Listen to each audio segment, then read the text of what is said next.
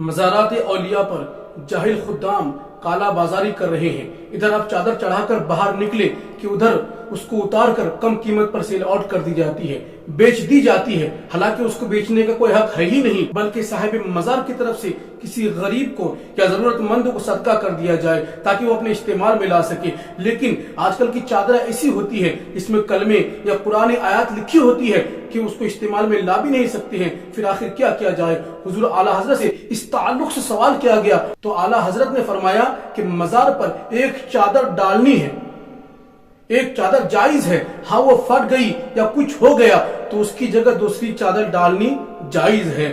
ایک ساتھ ایک مزار پر دو چادریں ڈالنا جائز نہیں. حضور اعلیٰ حضرت فرماتے ہیں کہ اگر تیرا دل زیادہ کرتا ہے تو تو اس چادر کے بدلے میں دو جوڑے خرید کر کسی غریب کو صدقہ کر دے اور اس کا ثواب صاحب مزار کو ایصال کر دے. ویسے بھی ان اللہ والوں کو تیرے ان دنیاوی چادروں کی کیا ضرورت ہے؟ ارے ان کے پاس تو وہ جنتی لباس ہے جسے تو مرے بغیر پا بھی نہیں سکتا. ہاں مرنے کے بعد بھی تبھی پا سکتا ہے اگر تو جنتی ہوا تو، ورنہ پھر آگ کا لباس تو تیرا انتظار کر رہا ہے. دنیاوی کپڑے یہ دنیا والوں کے لیے ہے، اللہ والوں کے لیے تو جنتی لباس ہے. حضرت سیدنا ابو بکر صدیق رضی اللہ تعالیٰ عنہ کی وصیت تھی کہ مجھے میرے پرانے کپڑوں میں دفن کر دینا، کیونکہ مردوں سے زیادہ زندوں کو نئے کپڑوں کی ضرورت ہے. کون ابو بکر صدیق جو کہ خلیفہ اول ہے؟ کون ابو بکر صدیق جو کہ یار غار ہے؟ کون ابو بکر صدیق جو کہ افضل البشر بعد الانبیاء ہے؟ پوری دنیا میں نبیوں کے بعد سب سے افضل انسان سیدنا ابو بکر صدیق رضی اللہ تعالیٰ عنہ ہیں. وہ ابو بکر صدیق جس نے اپنے گھر کا سارا اثاثہ یہاں تک کہ برتن بھی راہ خدا میں قربان کر دیا. ان کا یہ کہنا ہے کہ مجھے میرے پرانے کپڑوں میں ہی دفن کر دینا، کیونکہ مردوں سے زیادہ زندوں کو ان نئے کپڑوں کی ضرورت ہے. حضرات، مزارات پر جانا جائز اور مستحسن ہے، بہت اچھی بات ہے، بہت اچھی بات ہے. لیکن مزارات پہ جانے کا ایک طریقہ بھی ہے، طریقہ ہے.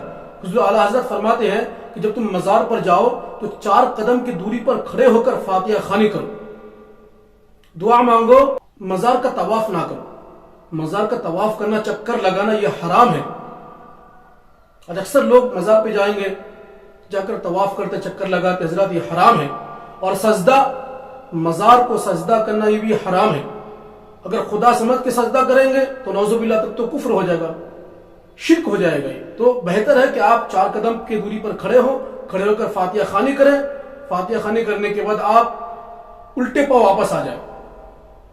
ہاں اگر دوسرا دروازہ نکلنے کا ہے تو آپ ادھر سے نکل جائیں، لیکن چکر نہ لگائیں، طواف نہ کریں، یہ حرام ہے.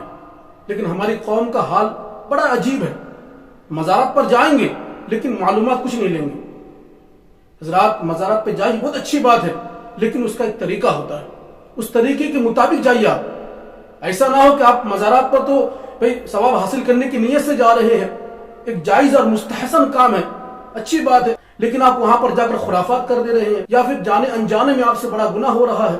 تو ایسا نہیں ہونا چاہیے. آپ مزارات پہ جائیں تو جانے سے پہلے اس کا طریقہ سیکھیں، اس طریقے کے مطابق مزارات پر حاضری دیں. اللہ رب العزت ہم پر رحم کرے.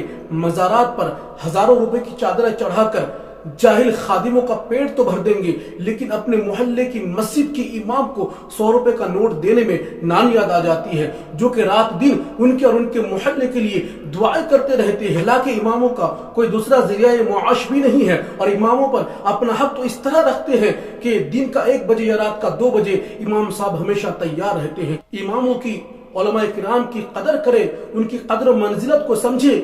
یہ قوم کے رہبر ہے، یہ قوم کے رہنما ہے، یہ قوم کے سردار ہے. حضور نبی کریم صلی اللہ تعالی علیہ وسلم نے ارشاد فرمایا، میری امت کے علماء بنی اسرائیل کے نبیوں کی طرح ہے. علماء کرام اپنے خاندان سے 700 افراد کو جنت میں لے کر جائیں گے.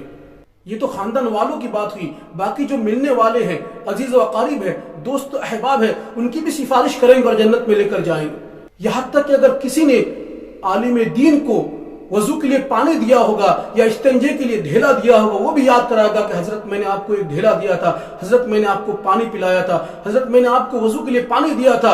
ایک ایک چیز کو یاد کرائیں گے. جو ہم علماء کرام کے ساتھ، اماموں کے ساتھ اچھائی کریں گے، نیکی کریں گے، ان کی مدد کریں گے، تو قیامت کے دن وہ ہمارے کام آنے والی چیز ہے، ہماری بخشش کا ذریعہ ہے.